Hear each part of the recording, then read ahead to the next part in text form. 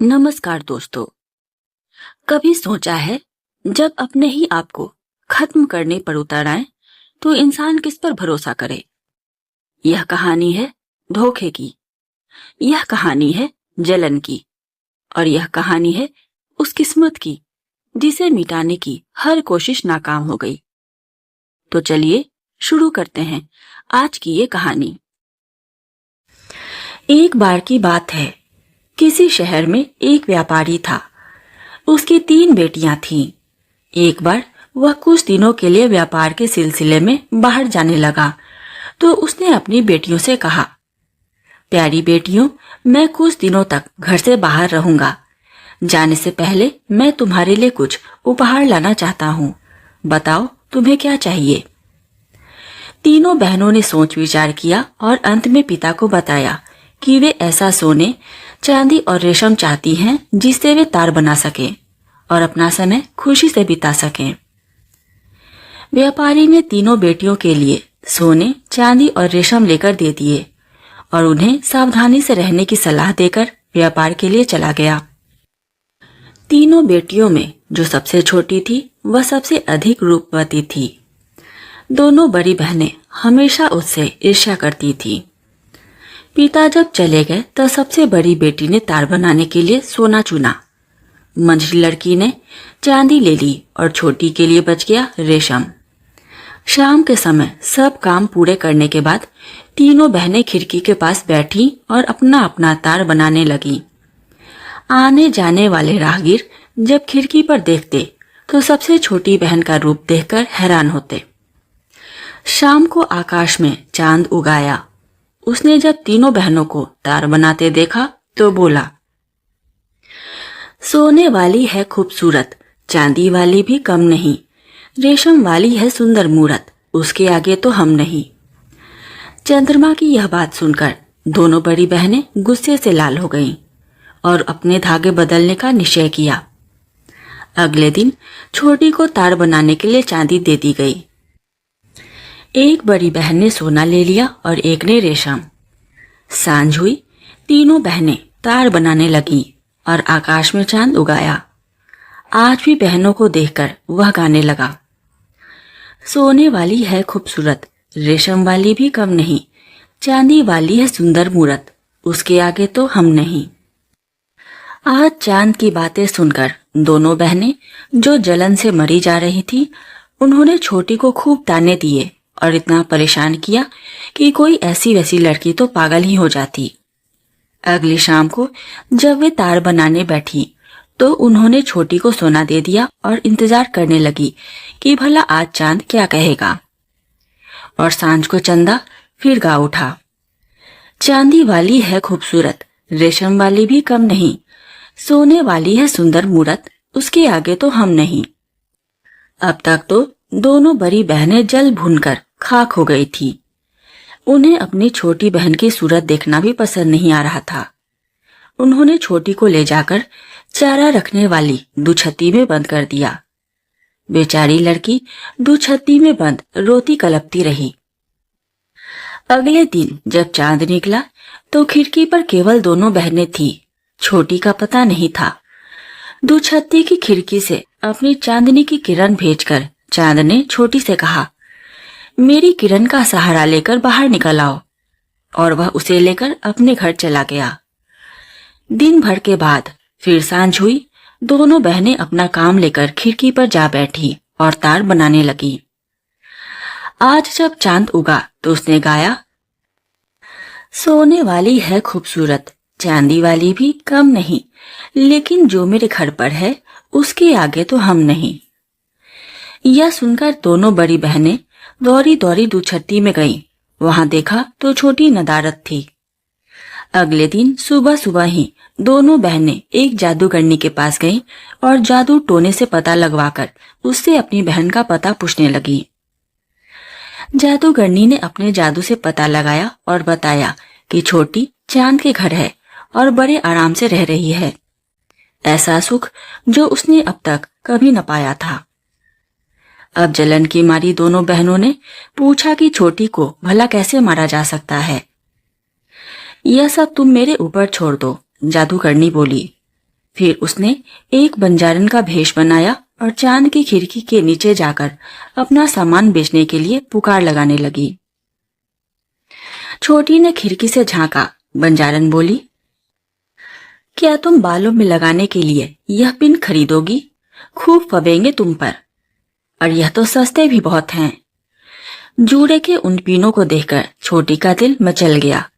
उसने बंजारन का भेष बनाए हुए जादूगरनी को भीतर बुलाया और बोली, भीतर आ जाओ अम्मा, और इस पिन को लगाना मुझे सिखा दो।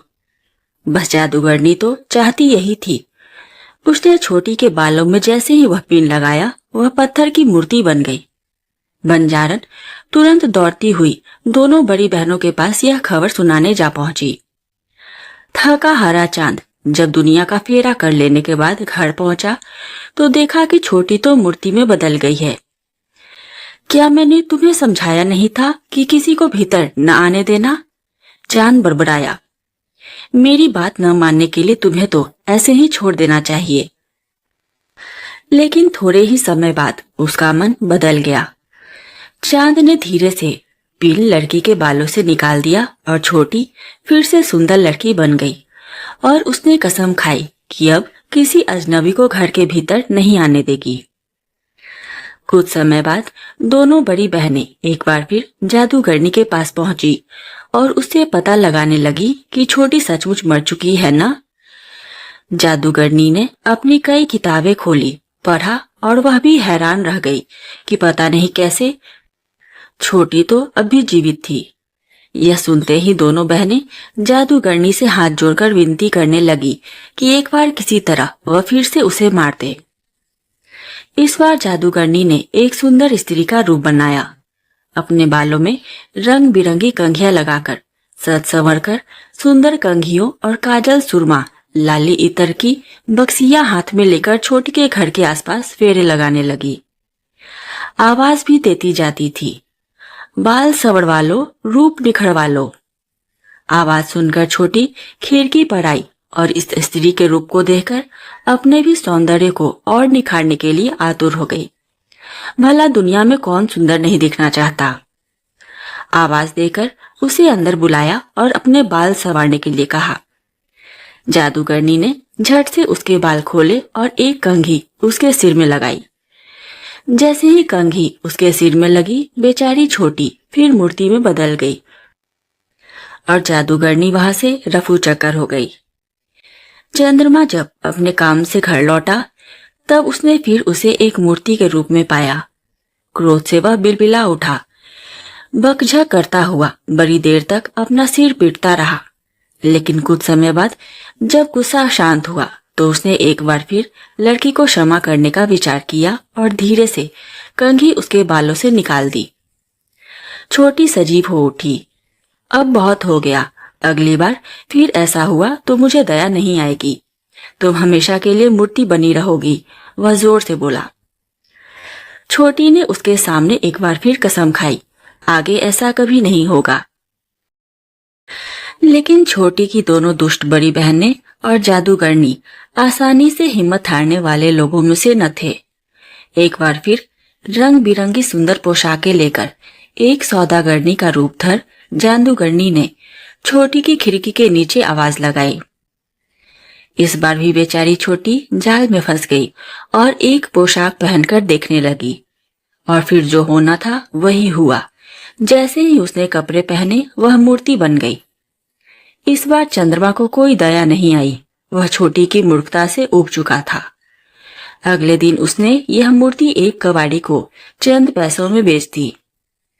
कबाड़ी अपने ठेले पर मूर्ति लादकर शहर से होकर जा रहा था कि एक राजा के बेटे की नजर उस सुंदर मूर्ति पर पड़ी।